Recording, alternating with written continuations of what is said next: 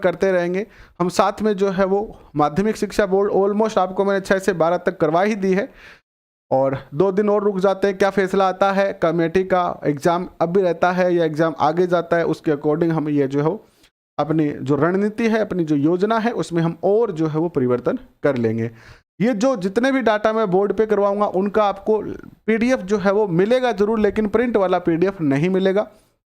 इसलिए यह आपसे निवेदन रहेगा, ये आपके लिए ज़्यादा फायदेमंद रहेगा कि आप जो है इनको साथ साथ में जो है नोट कर ले। और मैं दोनों लेवल को कवर करूंगा यहाँ पर, रीट लेवल फर्स्ट और सेकंड दोनों को। तो ये जो मैं करवाऊंगा आपके लिए हर लेवल के एग्जाम के लिए महत्वपूर्ण है। चाहे आप किसी भी एग्जाम की तैयारी कर रहे हो, REET level first, REET level second, first grade, second grade, हर एग्जाम में ये क्वेश्चन जो आपसे पूछे जा सकते हैं।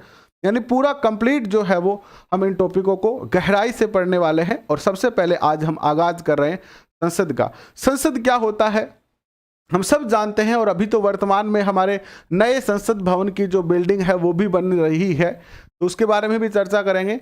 संसद क्या है? संसद को हम भारत के अंदर जो है वो व्यवस्थापिका या फिर विधायिका कहते हैं। क्या कहते हैं? विधायिका या व्यवस्थापिका ही है संसद। संसद क्या होती है देखिएगा, जनरली संसद को हम जो है वो, हालांकि इसके 3 भाग है, लेकिन संसद को ही क्या कहा जाता है? विधायिका।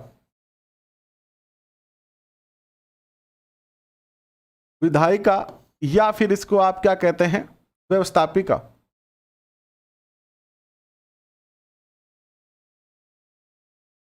विधायिका या व्यवस्थापिका के नाम से भी संसद को जाना जाता है। अब ये जो संसद होती है, इस संसद का कार्य क्या होता है? क्यों संसद का आवश्यकता था हमें? क्यों संसद का निर्माण किया गया? संसद जो है उसका मुख्य जो कार्य है वो है क्या करना? रूल बनाना, कानून बनाना। हमारे देश के अंदर जितने भी कानून बने हुए हैं आज से, यानी ज़्यादातर बात देखते हैं तो 1947 से लेकर और आज 2021 तक जितने भी रूल बने हैं वो सारे के सारे रूल कौन बनाता है? ये संसद बनाती है। अगर किसी रूल में अपडेट की आवश्यकता होती है, अगर किसी रूल में सुधार की आवश्यकता होती है, अगर किसी रूल में संशोधन की आवश्यकता होती है, अगर किसी रूल को थोड़ा बहुत जो चेंज करना होता है, या फिर जैसे धारा अभी हटाई गई 370, जैसे नया नागरिकता बिल लाया गया, जैसे अभी किसान बिल लाया गया, तो इस प्रकार से पुराने नियमों के अंदर संशोधन करना हो, नए नियम बनाने हो या पुराने नियमों को हटाना हो, ये सारे कार्य कौन कर सकती है? केवल और केवल एक ही संस्था है जो ये सारे के सारे कार्य कर सकती है, और वो है कौन? संसद। तो संसद का कार्य क्या है? कानून निर्माण करना।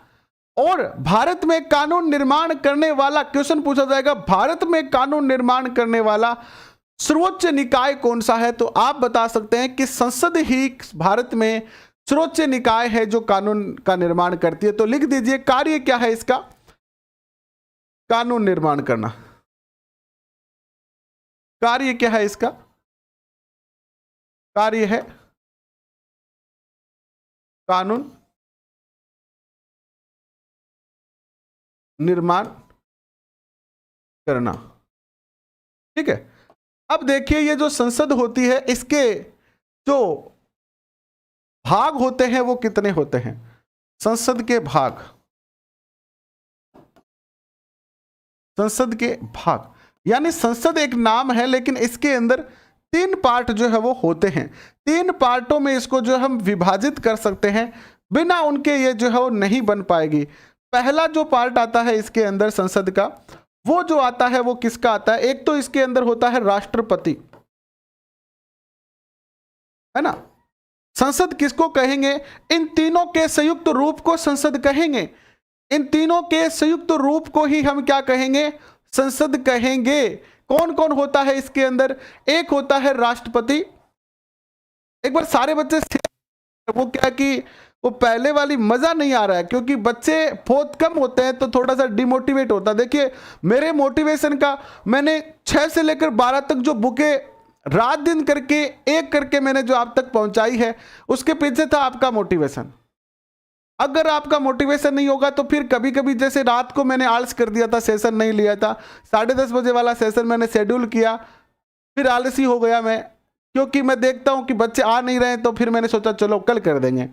थोड़ा सा ये आपसे, जैसे हर व्यक्ति को मोटिवेशन की आवश्यकता होती है, हर काम के पीछे मोटिवेशन की आवश्यकता होती है, इसी प्रकार यहाँ पर क्लास ले, अब मैं आपसे पैसे लेता तब तो पैसे का मोटिवेशन होता कि चलो बच्चों से पैसे आ रहे हैं, मैं लालची हो जाता और दिन रात लगा रहता जैसे बाकी लोग लगे हुए हैं।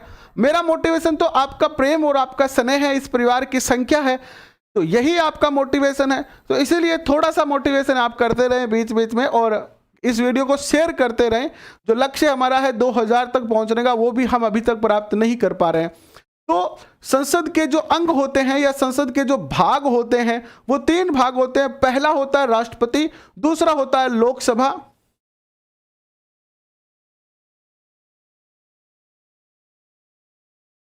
और तीसरा होता है राज्यसभा। इन तीनों से मिलकर क्या बनती है, इन तीनों को हम क्या कह सकते हैं, इन तीनों के संयुक्त रूप को ही हम जो है क्या कहेंगे, संसद कहेंगे। ना ही तो हम राष्ट्रपति को संसद कह सकते हैं, ना ही हम लोकसभा को संसद कह सकते हैं, ना ही हम राज्यसभा को संसद कह सकते हैं। जब ये तीनों मिलते हैं, जब ये तीनों संयुक्त रूप से कोई कार्य करते हैं, तब वो संसद का कार्य कहलाता है। तो इन तीनों के बारे में जब हम संसद पढ़ते हैं तो संसद में हमें क्या पढ़ना होता है, हमें राष्ट्रपति पढ़ना होता है, हमें लोकसभा पढ़नी होती है और हमें राज्यसभा पढ़नी होती है। और अगले 2 दिन तक हम यही चीजें जो है वो पढ़ने वाले हैं। इन तीनों के बारे में हम बहुत ही विस्तार से चर्चा जो है वो करने वाले हैं, लेकिन उसके ऊपर चले हम, लेकिन उससे पहले हमें कुछ सामान्य सी जानकारियां संसद के बारे में जो होनी चाहिए। जैसे ये जो विधायिका होती है, ये व्यवस्थापिका होती है, इसका गठन के 3 सिद्धांत है। यानी 3 सिद्धांतों से ऑल ओवर पूरे वर्ल्ड के अंदर 3 सिद्धांत है जिससे विधायिका का क्या होता है, गठन होता है। तो आइए जानते हैं विधायिका के गठन के सिद्धांत।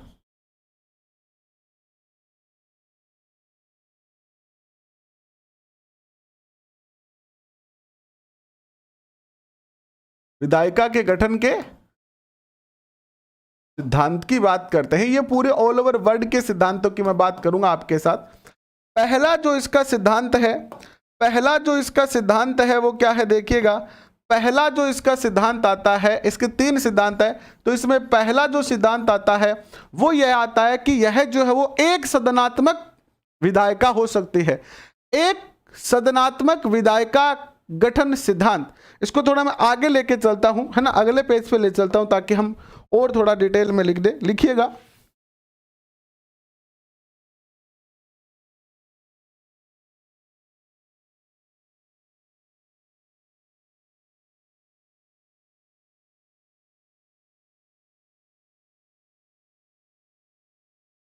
विधायिका के गठन का सिद्धांत। आप प्रॉपर रूप से देख पा रहे हैं, कलर में कोई दिक्कत नहीं आ रही है ना? सब क्या पता आपको ये कलर जो साफ ना दिख रहा हो, है ना, तो मुझे बताते रहिएगा। मुझे पता नहीं चल रहा है, थोड़ा सा कम दिख रहा है ये, तो आगे से इस कलर का हम यूज नहीं करेंगे, ठीक है। आगे से हम इस कलर का यूज नहीं करेंगे। ये कलर थोड़ा सा कम दिख रहा है ना आपको, कोई बात नहीं, आगे से इस बात का ध्यान रखेंगे। पहला सिद्धांत लिखिएगा इसका। पहला जो सिद्धांत आता है इसका वो आता है एक सदनात्मक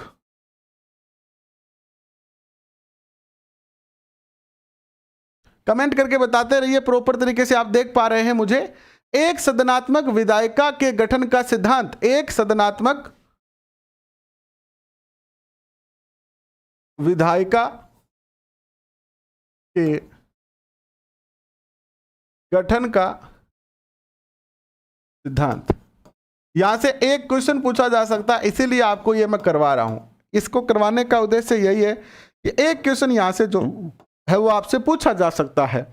तो एक सदनात्मक विधायिका कहां पर है? चीन के अंदर है। कहां पर है ये एक सदनात्मक जो विधायिका है? वो चीन देश के अंदर है। दूसरा जो सिद्धांत आता है वो आता है कौन सा? और इस चीन में इसे क्या कहा जाता है? चीन में इसको कहा जाता है जनवादी कांग्रेस, ठीक है। इसको क्या कहा जाता है चीन में? जनवादी कांग्रेस कहा जाता है। जनवादी कांग्रेस इसका नाम है। चीन के अंदर जो है वो क्या है, एक सदनात्मक विधायिका है, वहां वो जो टीम कुक चुक पुक है वो ही सारे डिसीजन लेता है, उसी का पूरा शासन होता है, उसी के आदेश पर सारे कार्य होते हैं।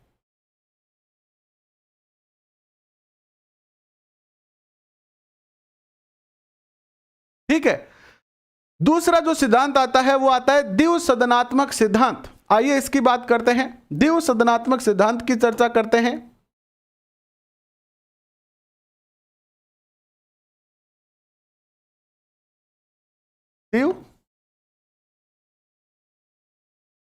द्विसदनात्मक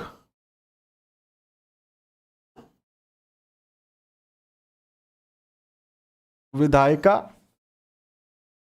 के गठन के सिद्धांत।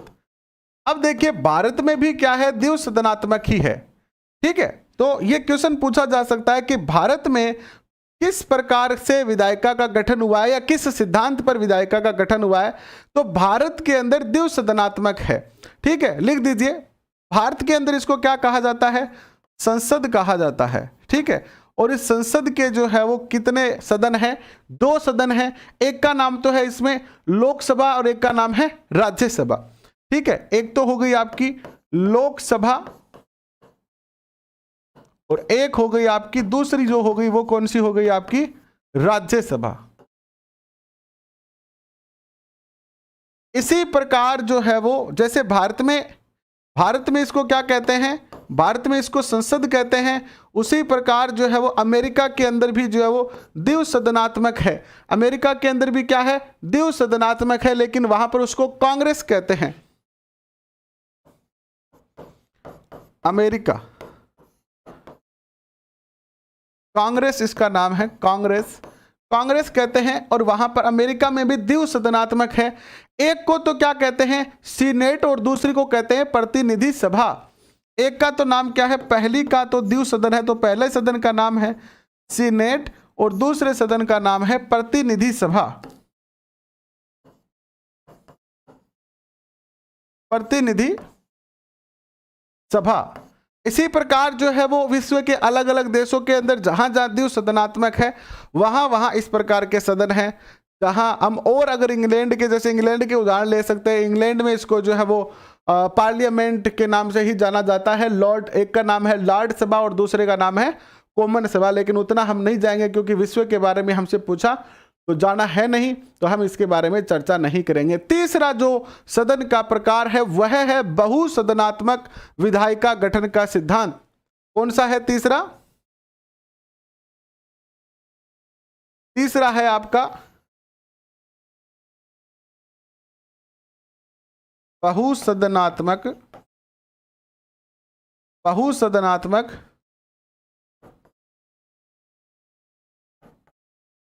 विधायिका के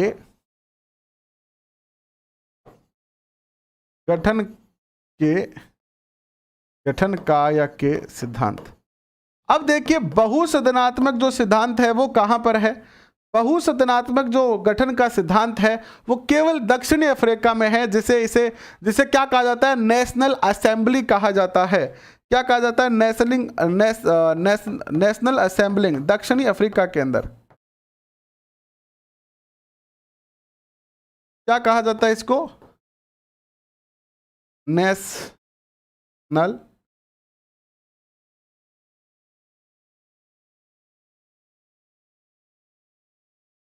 दक्षिणी अफ्रीका के अंदर है, जिसको क्या कहा जाता है, नेशनल असेंबली कहा जाता है।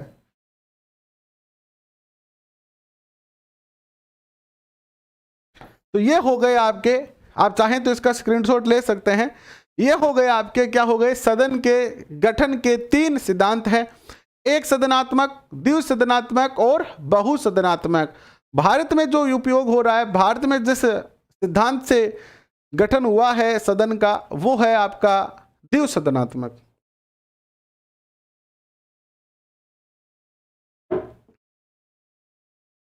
आशा है आपने स्क्रीनशॉट ले लिया होगा। आइए अब चर्चा करते हैं।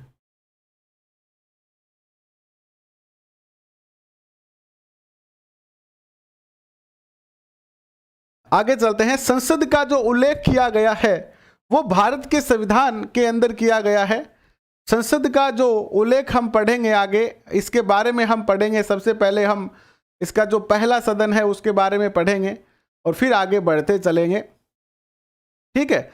अब एक क्वेश्चन पूछा जा सकता है कि संसद की यानी स्वतंत्र भारत की पहली जो मीटिंग हुई थी, पहली जो बैठक हुई थी संसद की, वो कब हुई थी? तो 13 मई 1992 को ये मीटिंग हुई थी, पहली बैठक हुई थी। ठीक है। और इसका जो उल्लेख किया गया है संसद का, वो संविधान के किस भाग में किया गया है? अनुच्छेद भाग 5 अनुच्छेद 79 से लेकर 123 तक जो है वो संसद का उल्लेख किया गया है। तो उल्लेख लिखिए इसका, कहां से कहां तक किया गया है। संसद का उल्लेख लिखेंगे आप, कहां किया गया है इसका उल्लेख? भाग 5 में किया गया है। किसमें किया गया है? भाग 5 है। और अनुच्छेद जो है वो कितना है? 79 से लेकर और 123 तक है। इसमें जो है वो दोनों सदन आ जाएंगे आपके, लोकसभा राज्यसभा। 79 से लेकर और 123 तक किया गया है। और भारत में विधायिका या व्यवस्थापिका को किस नाम से हम जानते हैं? संसद के नाम से जानते हैं। अब देखिएगा, हम चर्चा करेंगे यहां पर क्या, अनुच्छेद 79 की चर्चा करते हैं कि अनुच्छेद 79 के अंदर जो है वो क्या दिया गया है। ऑफलाइन कोचिंग नहीं है, ऑनलाइन कोचिंग है। आप ऑनलाइन में भी बहुत कुछ कर सकते हैं, बाकी दुनिया भर की ऑफलाइन कोचिंग है, वहां पर जाके आप कुछ भी कर सकते हैं, आपकी मर्जी है। सबसे पहले बात करते हैं अनुच्छेद 79 की। पढ़ने के लिए कोई ऑफलाइन या ऑनलाइन नहीं होता है, पढ़ने के लिए होती है इच्छा शक्ति। इच्छा शक्ति हो तो आप कहीं पर भी कैसे भी पढ़ सकते हैं, है ना, कहीं पर भी कैसे भी पढ़ सकते हैं।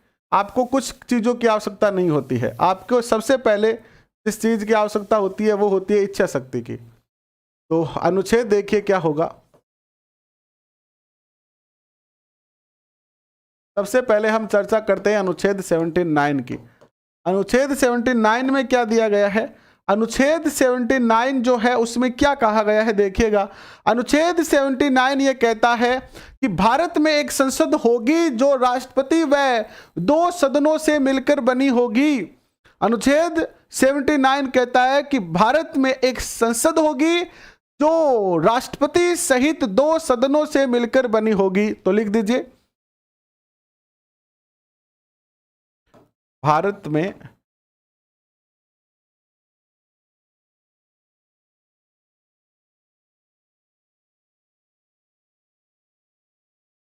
अभी लिखने का पूरा अभ्यास है नहीं मुझे। भारत में एक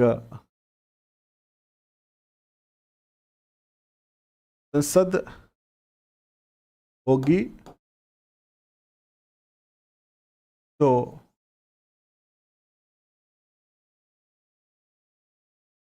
राष्ट्रपति सहित तो सदनों से मिलकर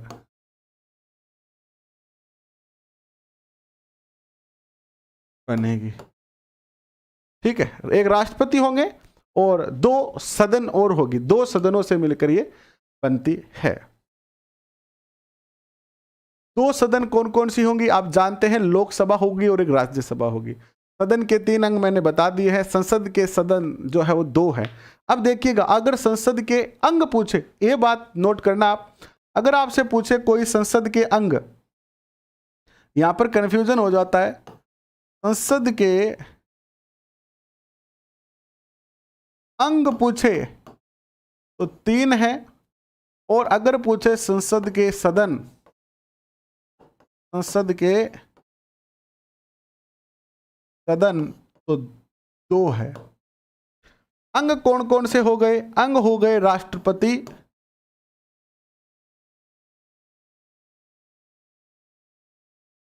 लोकसभा, राज्यसभा।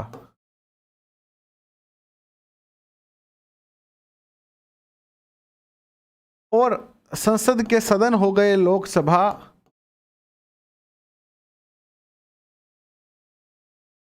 और राज्यसभा। ठीक है जी। अब देखिएगा, संसद द्विसदनीय होगी, यानी द्विसदनीय संसद भारत में होगी। इसका डिसीजन कब लिया गया था? संसद के द्विसदनात्मक विधानमंडल की शुरुआत कब हुई थी? तो आप जानते हैं, हम सब जानते हैं, हमने पहले भी संसद के बारे में पढ़ा है, हमने संविधान पढ़ा है। और हमने संविधान जब पढ़ रहे थे हम, तो हमने वहां पर एक बात देखी थी कि भारत का जो संविधान है, भारत का जो संविधान है उसका ऑलमोस्ट जो है वो 70%, 70% जो भाग है वो अधिनियम 1935 का ही है। तो अधिनियम 1935 में सदन के द्विसदनात्मक विधानमंडल की जो है वो शुरुआत हुई थी। लिखिए,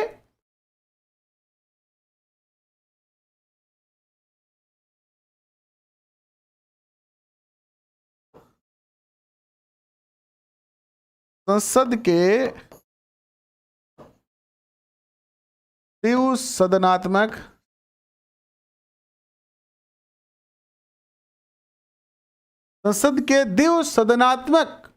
विधानमंडल की शुरुआत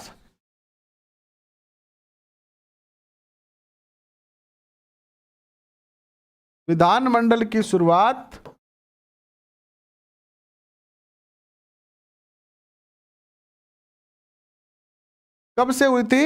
अधिनियम 1935 से।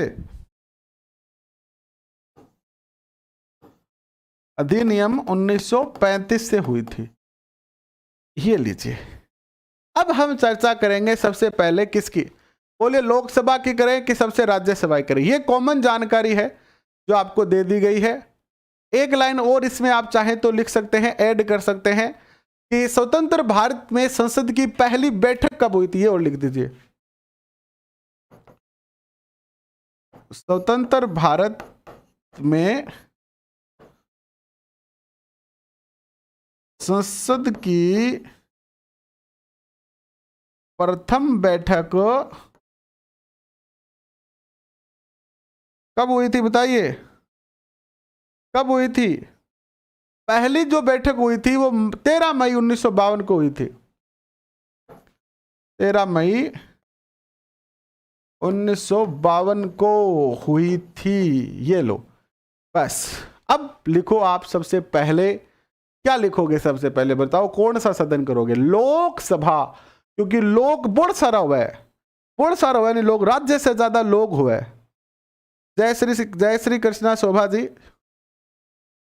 जोधपुर की धरा से आपका बहुत बहुत स्वागत है। अब लिखिए सबसे पहले लोकसभा। एक बात तो कमेंट करके बताइए कि चीजें समझ में आ रही है आपको, हालांकि संख्या बहुत कम है।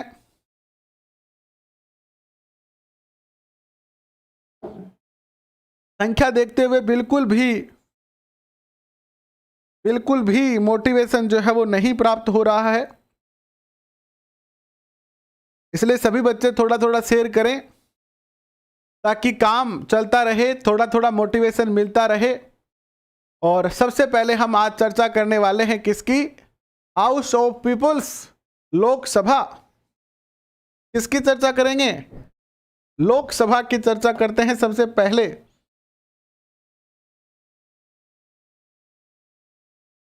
सबसे पहले किसकी चर्चा करते हैं हम? लोकसभा की चर्चा करते हैं। मैं देख रहा था कि कौन सा कलर है तो आपको सही सेट करता है बोर्ड पर। हाँ, ये ठीक दिख रहा है थोड़ा सा, और ये तो नहीं दिख रहा है। ठीक है, कोई बात नहीं। चलिए करते हैं शुरुआत। सबसे पहले लोकसभा की बात करते हैं हम। लोकसभा कहते हैं इसका, इसी का दूसरा नाम है क्या? हाउस ऑफ पीपुल्स कहते हैं इसको। क्या कहते हैं? House of people's.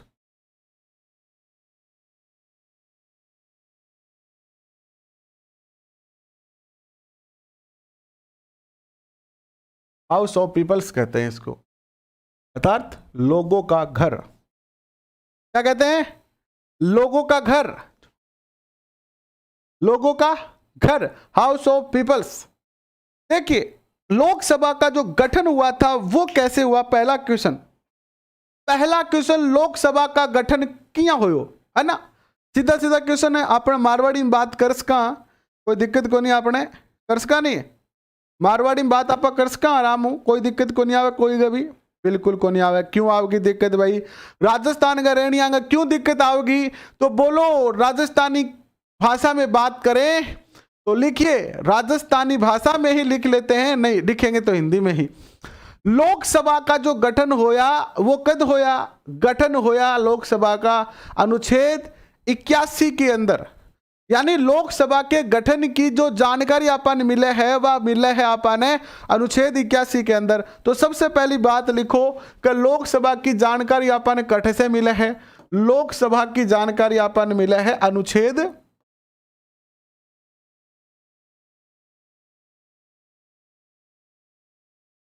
थोड़ा ढंग से लिख दिया, फिर जल्दी खाएंगा जो तो यहाँ क्यों लिखा? फिर यहाँ लिखो, 8 से लिखना शुरू करा। चलो लिखो लोकसभा का उल्लेख, लोकसभा का उल्लेख। लोकसभा का उल्लेख जो किया गया है वो किसमें किया गया है? अनुच्छेद 81 के अंदर किया गया है।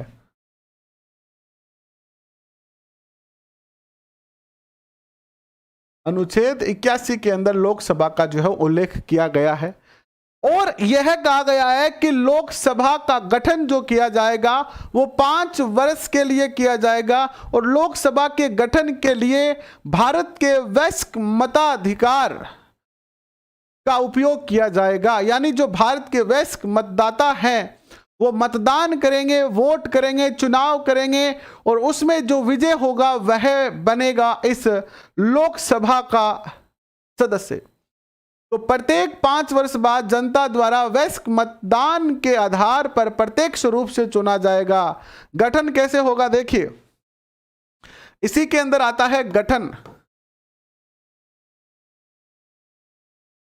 प्रत्येक 5 वर्ष बाद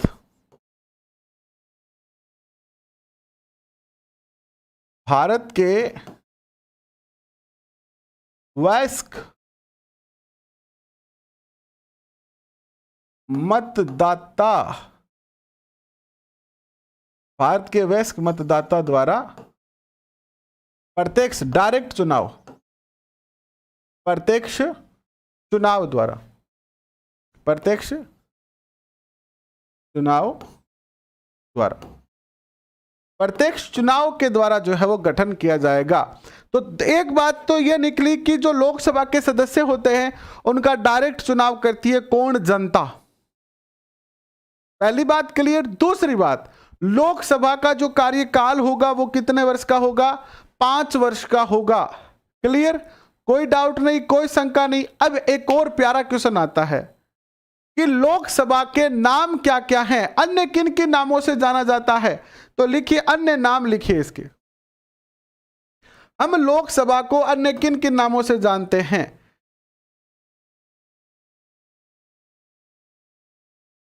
अन्य नाम, देखिए अन्य नाम की अगर बात करते हैं हम इसके, तो लोकसभा तो इसको कहा ही जाता है। इसके अलावा इसको नीचा सदन या निम्न सदन भी कहा जाता है। इसको प्रथम सदन,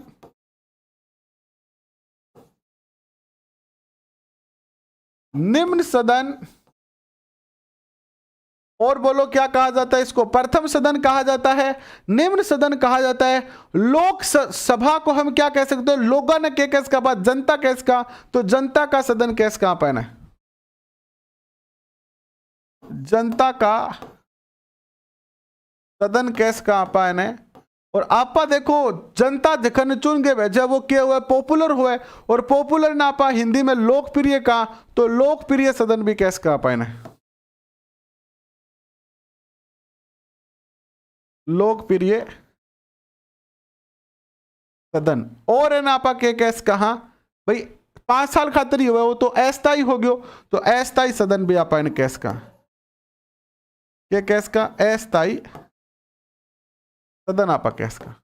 तो ये अलग अलग नाम है जैसे आपा संसद ने जाना हा, निम्न सदन के नाम से जाना हा, प्रथम सदन के नाम से जाना हा, जनता को सदन कवा इन्हें लोकप्रिय सदन भी कवा और अस्थायी सदन भी आप इन्हें कवा।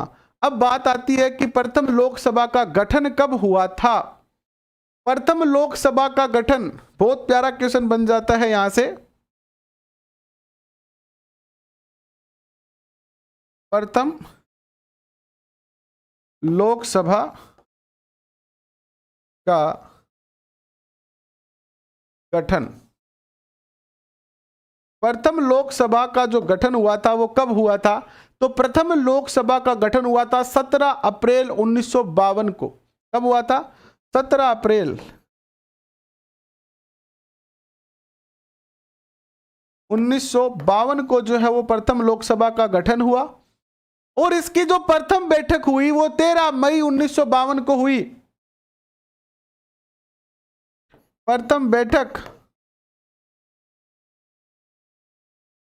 13 मई 1952 को। और वर्तमान में जो लोकसभा चल रही है वो कौन सी है, ये बताओ। ये क्वेश्चन पूछा जा सकता है ना कि वर्तमान में कौन सी लोकसभा चल रही है। वर्तमान में 17वीं लोकसभा चल रही है। ये जो अभी चल रही है हमारी मोदी सरकार की, ये कौन सी लोकसभा है? 17वीं लोकसभा है। इससे पहले 16 लोकसभाएं पूर्ण हो चुकी है।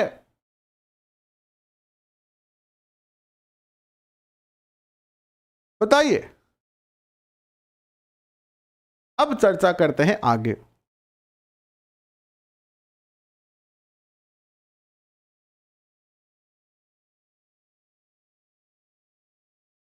अब चर्चा करते हैं आगे।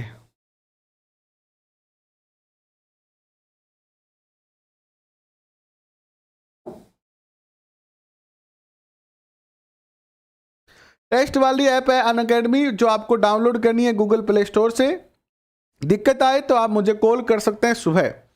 कुछ बच्चे होते हैं जो सारे दिन कॉल करते रहते हैं, प्लीज सारे दिन तो कर लो, लेकिन रात को 11, 12, 1 बजे सुबह में उठ के देखा 1 बजे 4 मिस कॉल आई पड़े थे। और तेरी मो यहाँ के टाबरो सो ही को नहीं है वो सारा रात भैया। तो ठीक है, कौन सोना चाहिए, लेकिन आगे बढ़ते हैं। अब सदस्य संख्या की बात करते हैं। यहां से क्वेश्चन पूछे जाते हैं, सदस्य संख्या से बात करते हैं। एक बार स्क्रीनशॉट ले लो इसका, अगर बाद में लिखना चाहो तो स्क्रीनशॉट ले लो।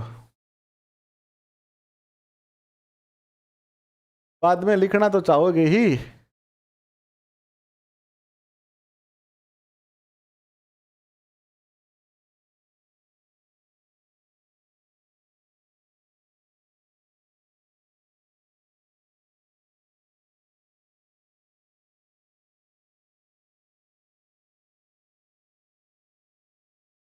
स्क्रीनशॉट ले लो भाई एक बार।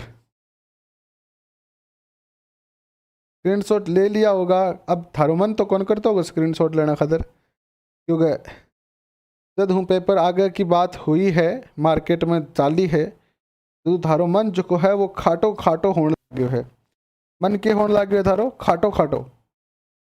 लेकिन मेरे दोस्तों, मेरे शेरों, खाटा करने की कोई बात को नहीं है।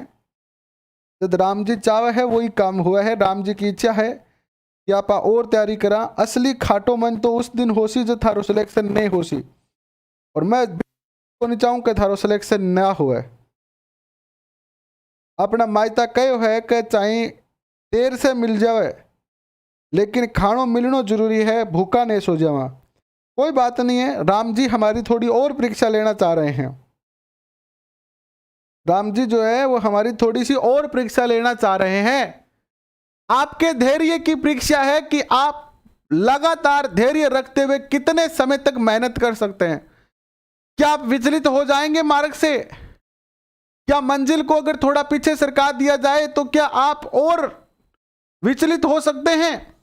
या आप धैर्य रखकर उस मंजिल को प्राप्त करने के लिए अथक प्रयास करते रहते हैं?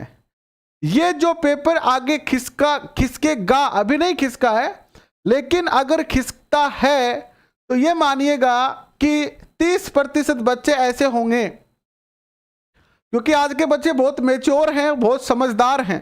केवल 30% बच्चे ऐसे होंगे जो पढ़ाई से विचलित होंगे, और मैं नहीं चाहता कि आपका नाम उस 30% में आए। 70% बच्चे इसी प्रकार अथक मेहनत करते रहेंगे। अब तक आपने हो सकता है कि 5 बार सिलेबस रिवाइज कर लिया हो, 6 बार कर लिया हो, तो आपको एक बार फिर से मौका मिलेगा अपनी धार को और तेज करने का। तो हम ये चाहते हैं, पर्सनली तो ये मेरी यही चाह है कि पेपर 25 अप्रैल को भी हो, 25 अप्रैल को ही पेपर हो, क्योंकि जितना जल्दी पेपर होगा उतना ही जल्दी हमारे को सर्विस मिलने की, हमारी पदनियुक्ति होने के ज़्यादा आसार रहेंगे।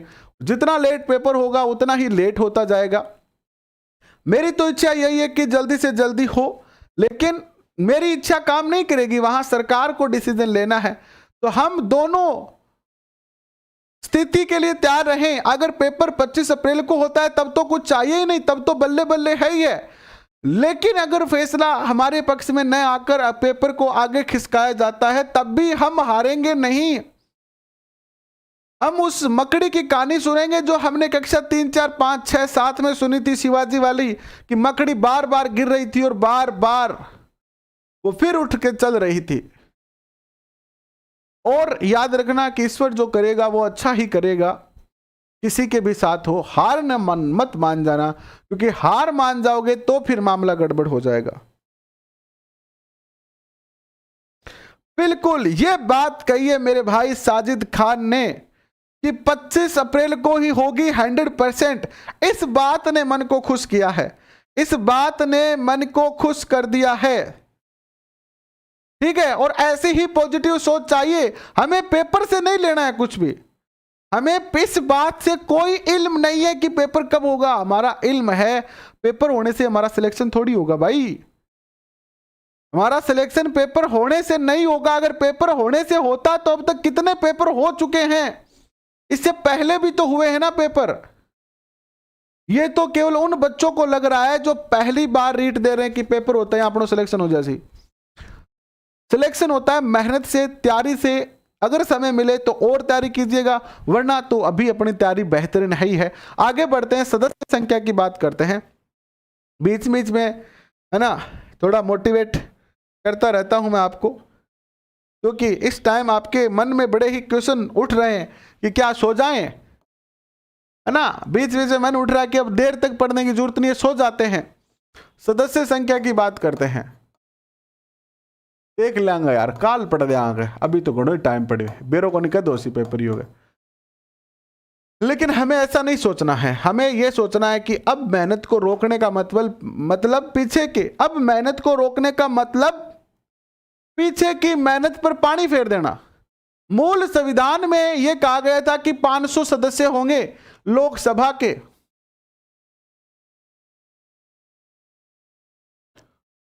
मूल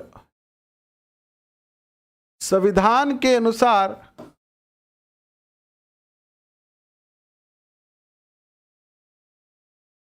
लोकसभा सदस्य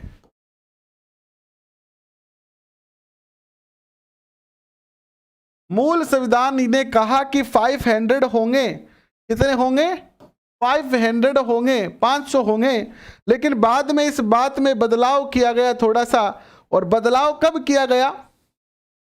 1887 के अंदर। कब? सॉरी 1987 के अंदर। 1987 में बदलाव करते हुए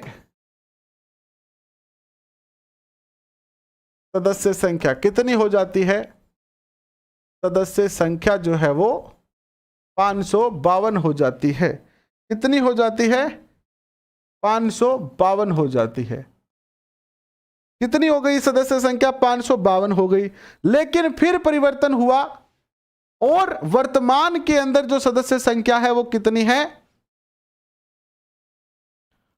वर्तमान में सदस्य संख्या जो है वो 545 है ना, 545 सदस्य संख्या है। और इसका अगर हम डिवाइडेशन करते हैं तो यह जो सदस्य संख्या आती है वो 530 .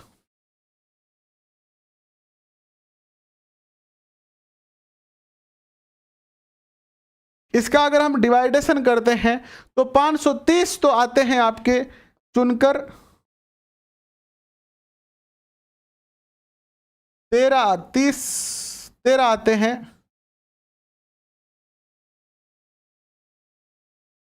530 प्लस 13 प्लस 2 है ना, ऐसे हैं। वर्तमान में ऐसी सिचुएशन है।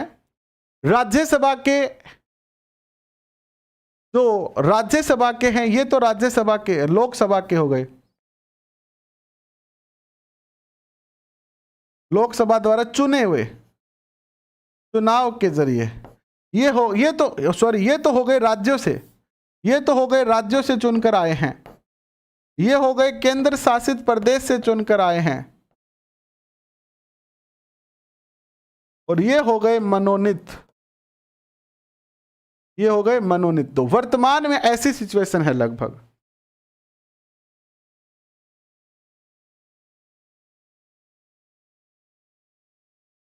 ये है वर्तमान का जो है वो सिचुएशन, ठीक है।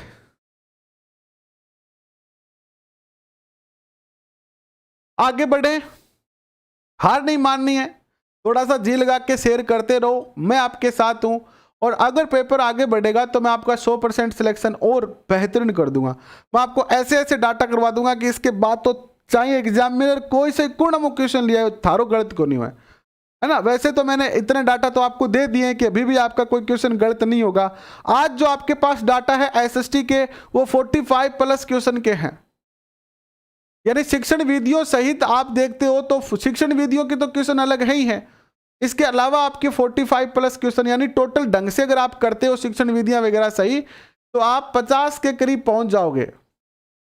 और शिक्षा मनोविज्ञान में आप 25 प्लस क्वेश्चन कर पाओगे आज की स्थिति में।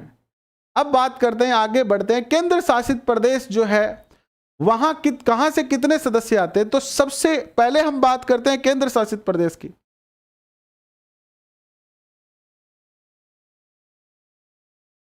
दिल्ली से सर्वाधिक सदस्य आते हैं 7, और शेष एक एक सदस्य आते हैं बाकी अलग जगह से, ठीक है। दिल्ली से कितने आते हैं, 7 आते हैं। मनोनीत जो सदस्य हैं आंग्ल भारतीय, वो अनुच्छेद 331 के तहत 2 सदस्य। लेकिन सबसे पहले बात करें हम केंद्र शासित से पहले हम राज्यों की बात करते हैं। यहां से एक बहुत ही प्यारा क्वेश्चन पूछा जाता है, राज्यों से सदस्य, इसको मैं थोड़ा सा ऐसे कर देता हूं, ठीक है, और मैं क्रम से लिखता हूं, ठीक है। सबसे ज्यादा कहां से आते हैं, सबसे ज्यादा आते हैं यूपी से। कितने सदस्य आते हैं यूपी से, 80 सदस्य आते हैं सबसे ज्यादा। फिर आता है महाराष्ट्र की बारी। महाराष्ट्र से जो आते हैं 2 नंबर पर आते हैं, कितने सदस्य आते हैं, 48 सदस्य आते हैं। फिर आता है पश्चिम बंगाल,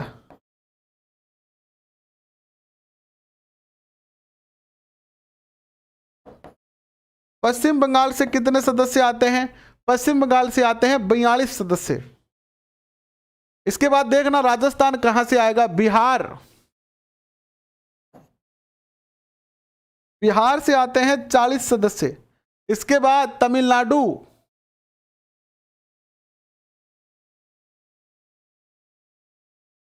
तमिलनाडु से जो सदस्य आते हैं वो आते हैं 39। फिर आता है एमपी, एमपी से आते हैं 29। कितने आते हैं, 29 आते हैं। तो गुरुजी राजस्थान की बारी आएगी, को नहीं आवेगी, लेकिन राजस्थान जो आता है वहां से, राजस्थान से कितने सदस्य जाते हैं, यहां पर 25 सदस्य जाते हैं। कितने सदस्य जाते हैं, 25 सदस्य जाते हैं। इनकी भी हम चर्चा करेंगे, पहले इसका स्क्रीनशॉट ले लो आप।